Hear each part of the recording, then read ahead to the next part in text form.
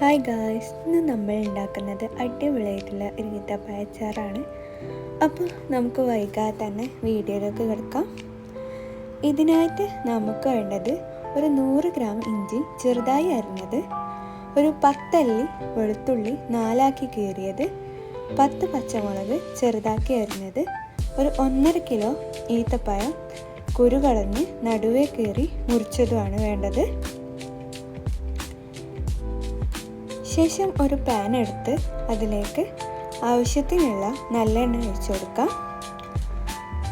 നല്ലെണ്ണ നന്നായി ചൂടായി വരുമ്പോൾ അതിലേക്ക് നമുക്ക് ഒരു 2 ടീസ്പൂൺ കടുക് ഇട്ട് കൊടുക്കാം. കടുക് നന്നായി പൊട്ടി വരുമ്പോൾ അതിലേക്ക് നേരത്തെ തയ്യാറാക്കി വെച്ചിരുന്ന ഇഞ്ചി ചേർത്ത് കൊടുക്കാം.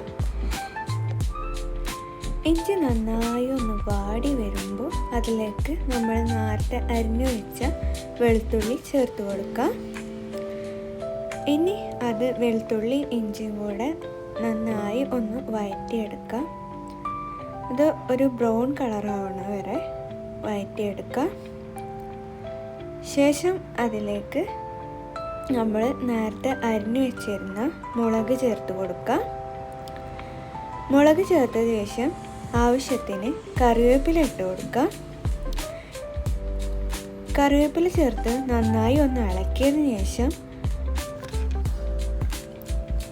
അതിലേക്ക് 1.5 ടീസ്പൂൺ കായപ്പൊടി ചേർത്ത് കൊടുക്കാം.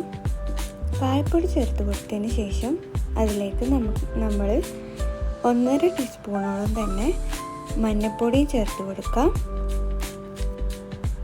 മഞ്ഞൾപ്പൊടി ചേർത്ത് കൊടുത്തതിന് ശേഷം അതിലേക്ക് 2.5 ടീസ്പൂൺ മുളക് പൊടി ചേർത്ത് കൊടുക്കാം. മുളക് പൊടിയും കൂടി ചേർത്ത് കൊടുത്തതിന് ശേഷം ആ മസാല എല്ലാം കൂടെ നന്നായിട്ട് ഒന്ന് ഇളക്കി കൊടുക്കാം. നന്നായിട്ട് ഇളക്കി അതിൻ്റെ ഒരു പച്ചമണം മാറുന്ന വരെ ഇളക്കി കൊടുക്കാം.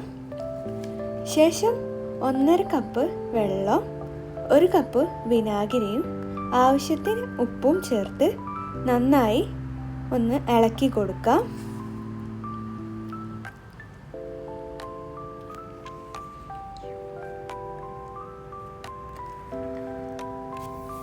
നന്നായി ഒന്ന് ഇളക്കിയതിന് ശേഷം നമ്മുടെ മെയിൻ ഇൻഗ്രീഡിയൻ്റ് ആയിട്ടുള്ള ഈത്തപ്പഴം കുറച്ചായിട്ട് അങ്ങനെ ചേർത്ത് കൊടുക്കാം.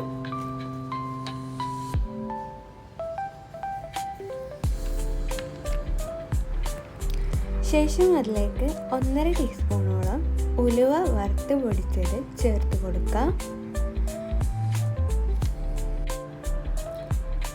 ഇതും കൂടെ ചേർത്ത് കൊടുത്ത ശേഷം നല്ലപോലെ ഒന്ന് ഇളക്കി യോജിപ്പിച്ച് കൊടുക്കാം.